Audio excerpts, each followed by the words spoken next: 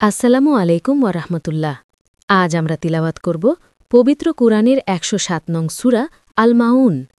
এই সূরা আমাদের শিক্ষা দেয় দান সাদকা, অনাথ ও দরিদ্রদের যত্ন এবং নামাজে আন্তরিকতার গুরুত্ব। আসুন মনোযোগ দিয়ে তিলাওয়াত শুনি এবং অন্তরে স্থান দিই। বিসমিল্লাহির রহমানির রহিম। আল্লাহর নামে শুরু করছি, যিনি পরম করুণাময় ও অতি দয়ালু।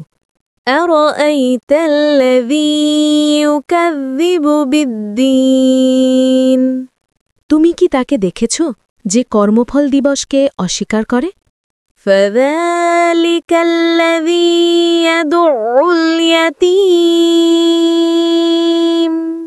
সে তো সেই লোক যে ইয়াতিমকে ধাক্কা দিয়ে সরিয়ে দেয়। ولا يحض على طعام المسكين আর মিসকিনকে খাদ্যদানে উৎসাহ দেয় না। فويل للمصلين অতএব সেই সালাত আদায়কারীদের জন্য দুর্ভোগ। الذين هم عن صلاتهم ساهون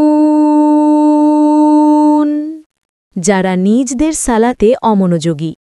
الذين هم يراءون